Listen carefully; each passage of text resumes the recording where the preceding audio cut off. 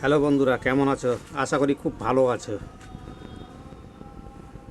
ভারতীয় রেশম hand reeling factory থেকে কিভাবে তৈরি হয় সেই জিনিসটাই আজকে আমরা দেখাতে চাচ্ছি আপনাকে।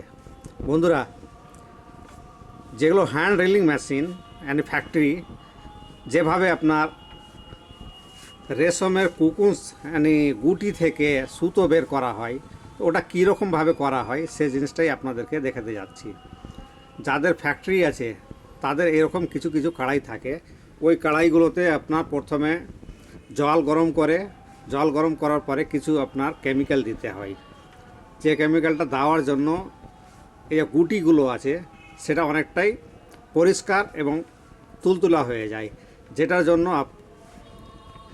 যে সুতোটা আছে গুটি থেকে খুব তাড়াতাড়িভাবে এবং সূক্ষ্মভাবে বের হতে থাকে। তো আপনারাও যদি আপনার রেশমের ফ্যাক্টরি বানাতে চান তাহলে আমার এই ভিডিওটাকে লাইক করেন, বন্ধুদের সঙ্গে শেয়ার করেন আর আমার চ্যানেলটাকে সাবস্ক্রাইব করে রাখেন। কারণ রেশমের ব্যাপারে এ টু জেড সব কিছুই আপনারা জানতে পারবেন, যে রেশম কী জিনিস থেকে তৈরি হয় এবং কিভাবে তৈরি হয়, আর সে সুতোগুলো কী কী কাজে লাগে। মানে আমার এই চ্যানেলটাই রেশম সম্বন্ধে আছে। আজকে যে জিনিস আপনাদেরকে জানাতে চাইছি সেটা হলো যে গুটি থেকে কিভাবে আপনার সুতোটা তৈরি হয়, মানে প্রথম থেকে শুরু করে শেষ পর্যন্ত।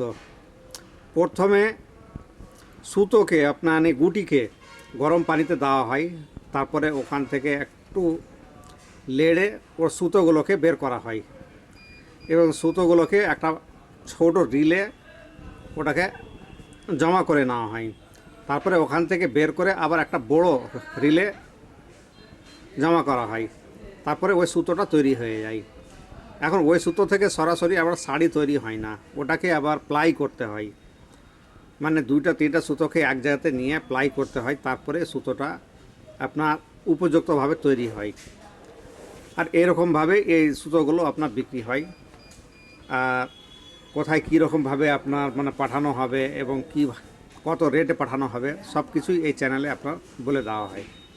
তো যদি আপনারা রেশম সম্বন্ধে জানতে চান কিংবা রেশমের বিজনেস করতে চান তাহলে আমার এই চ্যানেলটা সাবস্ক্রাইব করে রাখেন এবং বন্ধুদেরকেও একটু জানিয়ে দেন যে এরকম একটা চ্যানেল আছে, যে চ্যানেলে রেশম সম্বন্ধে এ টু জেড সব কিছুই জানানো হয়।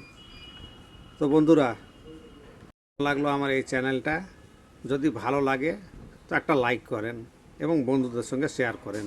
ধন্যবাদ।